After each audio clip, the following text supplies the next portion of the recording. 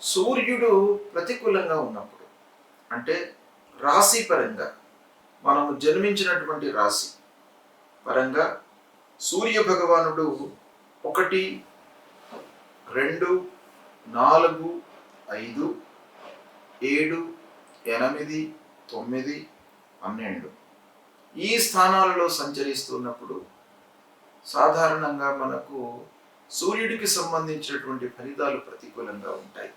కనుక ఆ సూర్య భగవాను ప్రీతి చేసుకోవడానికి, సూర్యుడి మూలకంగా కలిగేటువంటి ఫలితాలను నిర్వీర్యం కావడానికి, అనుకూలంగా మనం మోల్డ్ చేసుకోవడానికి ఏం చేయాలి? సూర్యుడికి సంబంధించినటువంటి మూల మంత్రాన్ని మీరు నిత్యం పఠించడము, శివాభిషేకం చేయడము. శివుడు ఐశ్వర్యకారకుడు, అన్ని విధాలుగా మనను కాపాడేటువంటి భగవంతుడు. ఆ పరమశివుడు గనక ఆరోగ్యాన్ని ఇచ్చేటువంటి వాడు, ఆయుర్దాయాన్ని ఇచ్చేటువంటి వాడు, ఐశ్వర్యాన్ని ఇచ్చేటువంటి వాడు, అన్ని రకాలుగా మనను కాపాడేటువంటి భగవానుడు ఆ పరమశివుడు గనక ఆ పరమశివుణ్ణి మీరు ప్రతినిత్యము గుడికి వెళ్ళడము, అభిషేకము చేసుకోవడము, బిల్వదళము సమర్పించి ఆ భగవంతుణ్ణి వేడుకోవడము, ఇది ప్రధానంగా మీరు చేసుకోవలసింది. ఎర్రని పూలతో మీరు పూజ చేయండి, సూర్య నమస్కారాలు చేయండి. సూర్య భగవానుడికి అత్యంత ప్రీతికరమైనటువంటిది నమస్కారం. నమస్కార ప్రియో భాను అన్నారు.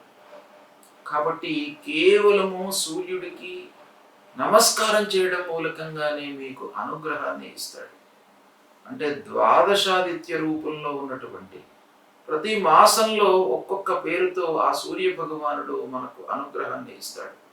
కనుక సూర్యుడిని ప్రీతి చేసుకోవడానికై మీరు 12 మార్లు సూర్య నమస్కారం చేయండి. సూర్య నమస్కారం చేసినప్పుడల్లా భూమికి కూడా నమస్కారం చేసుకోండి. ఇలా సూర్య నమస్కారం చేసుకోవడము, తర్వాత మాణిక్యాన్ని ధరించండి. సూర్యుడు ప్రతికూలంగా ఉన్నప్పుడు కెంపు అంటారు, మాణిక్యం, రూబీ. ఈ రూబీని ధరించినట్టయితే మీకు ఆ సూర్యుడి మూలకంగా కలిగేటువంటి దుష్ప్రభావము తగ్గుతుంది. అంతేకాకుండా జపము, ఆ మూల మంత్రము ఉంటుంది. జపా కుసుమ సంకాశం కాశ్యపేయం మహద్యుతిం తమోరిం సర్వపాపగ్నం ప్రణతోస్మి దివాకరం అనేటువంటి మూల మంత్రాన్ని ప్రతినిత్యం కూడాను చదువుకోండి. సరే, ఇవన్నీ చేయడానికి మనకు సమయం లేదు అని అనుకుంటే కేవలము మీరు స్నానం చేసిన తర్వాత కొద్దిగా ఎండలోకి వచ్చి 2 నిమిషాలు ఎండలో నిలబడి సూర్య భగవానుడికి నమస్కారం చేసుకోండి.